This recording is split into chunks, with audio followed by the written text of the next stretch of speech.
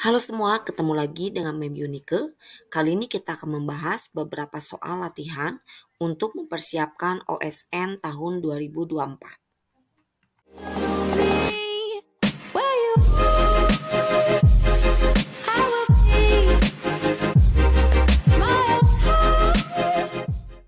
Di video kali ini, soal-soal yang akan kita bahas adalah soal mengenai uji coba OSN IPA Fisika tingkat kota, jenjang SMP, yang dilaksanakan oleh MGMP IPA Kota Bandung.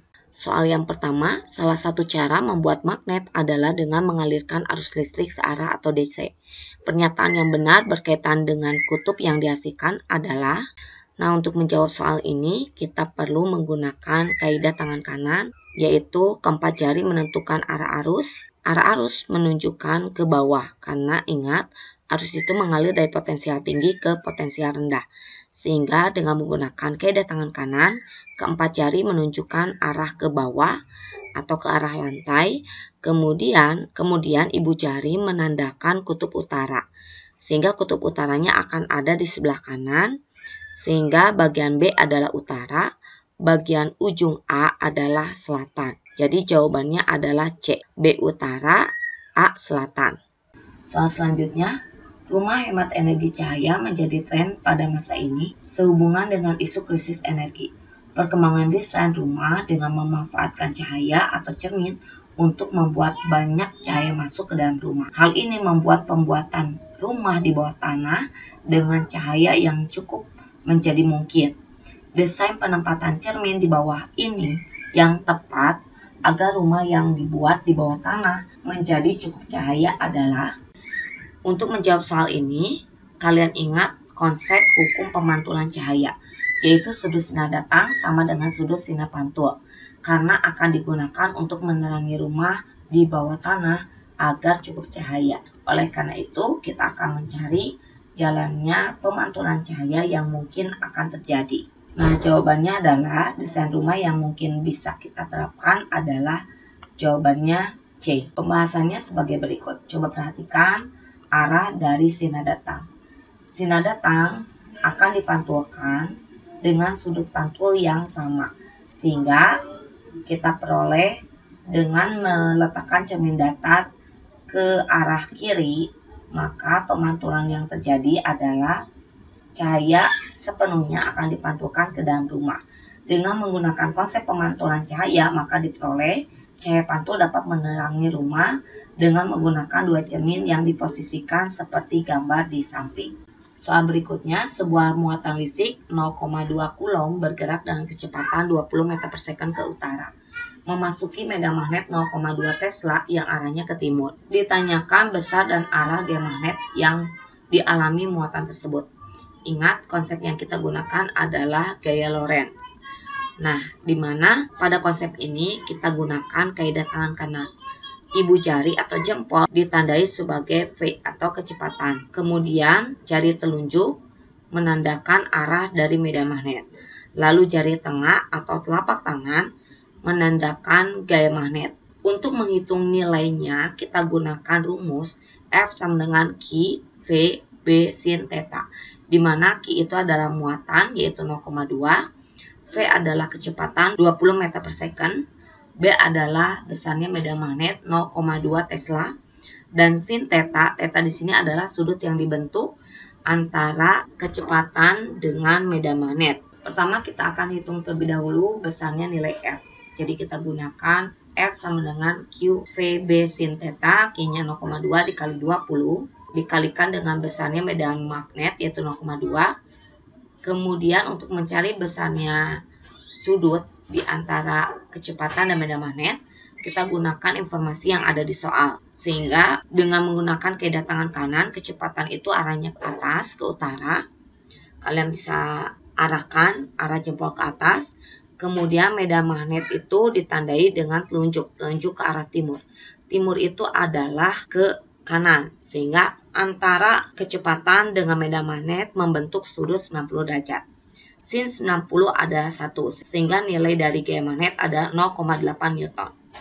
Lalu arahnya dengan menggunakan kaidah tangan kanan, maka diperoleh gaya magnet itu keluar bidang ya, atau menjauhi mata pengamat. Jadi jawabannya adalah B, 0,8 Newton keluar bidang gambar. Soal selanjutnya, tiga besaran A, B, C memiliki hubungan persamaan sebagai berikut. A sama dengan akar dari B per C.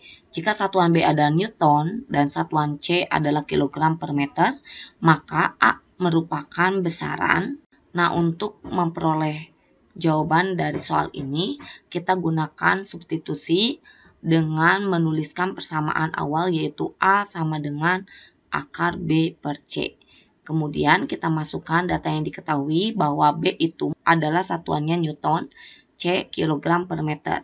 Nah, Newton sendiri memiliki satuan kilogram meter per second kuadrat. Lalu kita dapat coret besaran-besaran yang sama, misalnya adalah kilogram, kemudian diperoleh persamaan akar meter kuadrat per second kuadrat.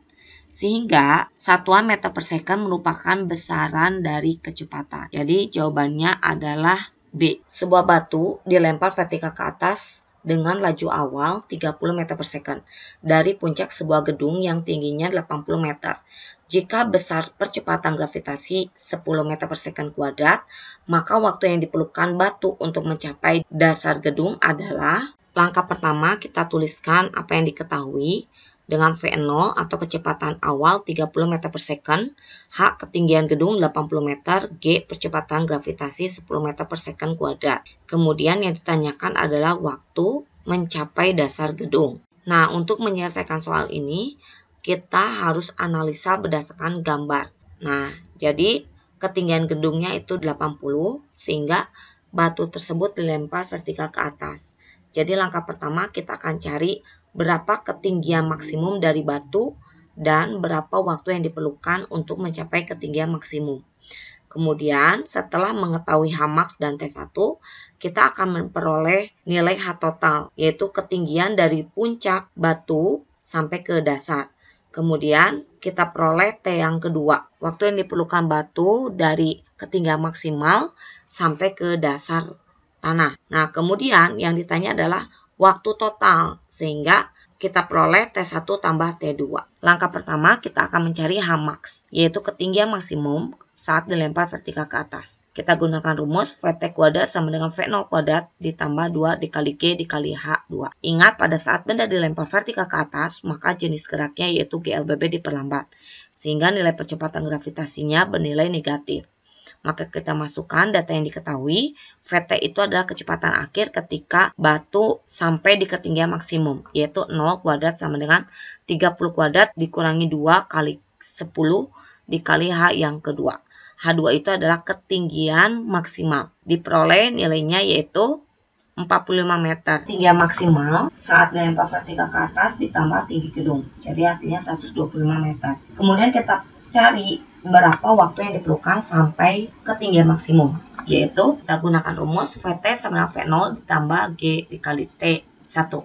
Kita nyatakan sebagai T1, kemudian kita masukkan data VT-nya, kita tuliskan 0 sama dengan 30 dikurangi 10 dikali T yang kedua. Ingat, kenapa dikurang? Gerak vertikal ke atas merupakan gerak GLBB diperlambat, sehingga nilai G-nya atau percepatannya negatif. Diperoleh waktu yang diperlukan mencapai ketinggian maksimum saat dilempar vertikal ke atas adalah 3 second. Nah, selanjutnya kita akan mencari T yang kedua. Kita gunakan rumus GLBB yaitu S sama dengan V0T ditambah setengah kali G kali T kuadrat. Ingat, di sini kita akan cari waktu dari ketinggian maksimum sampai ke tanah atau vertikal ke bawah, sehingga nilai G-nya itu positif.